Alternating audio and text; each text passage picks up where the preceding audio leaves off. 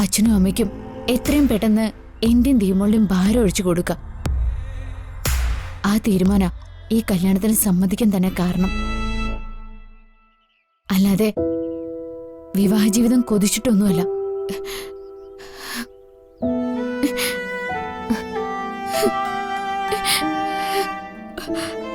എന്താ ചേച്ചി ഇത്? അതും ഈ സമയത്ത് ഈ അമ്പലത്തിൽ വെച്ചിങ്ങനെ. ചേച്ചി, ഗൗതമേട്ടനും അമ്മയും ഇവിടെ തന്നെ ഉണ്ടല്ലോ. ഈ വിവാഹം എത്രയും പെട്ടെന്ന് നടക്കണമെന്ന് നമ്മളെക്കാൾ ആഗ്രഹം അവർക്കാ. ജഗൻചേട്ടന്റെ കല്യാണക്കാര്യത്തിന്റെ ആവശ്യത്തിന് ഹരിതേട്ടയുടെ കുടുംബം എത്തിയിട്ടുണ്ട്. എല്ലാവരുടെയും പ്രാർത്ഥന ചേച്ചിക്കുണ്ടാവും. ചേച്ചി പോയിന്ന് ഫ്രഷ് ആയിട്ട് വാ. ഞാൻ പോയി അവിടെ പൂജയ്ക്കുള്ള എല്ലാ ഏർപ്പാടുകളും ശരിയായെന്ന് നോക്കിയിട്ട് വരാം. ചെല്ലും.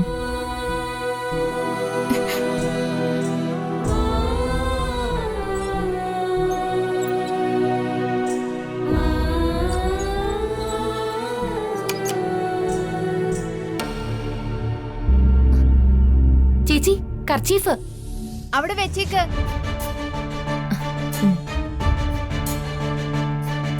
ഞാനിവിടെ ഈ ബോക്സിന്റെ പുറത്ത് വെച്ചിട്ടുണ്ടേ. ആ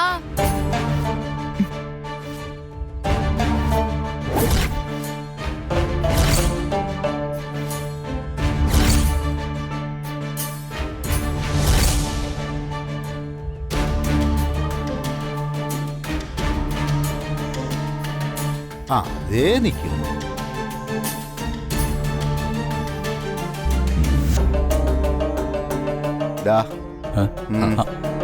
നമ്മള് ക്ഷേത്രത്തിൽ ചെയ്യേണ്ട കാര്യങ്ങളെല്ലാം ചെയ്തു കഴിഞ്ഞു.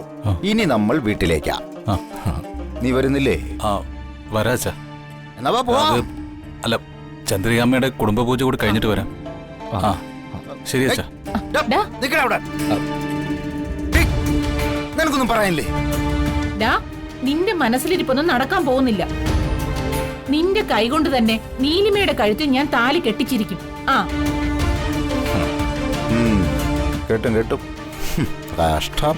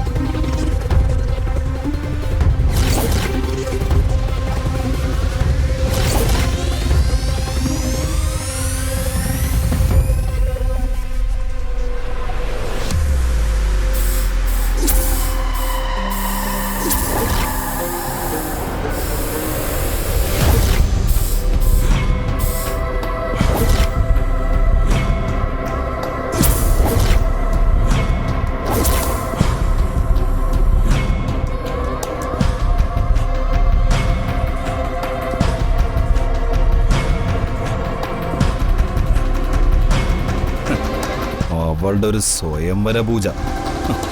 ഇനി വന്ദൻ എങ്ങനെ സ്വയം വരിക്കുന്നത് എനിക്കൊന്ന് കാണണം.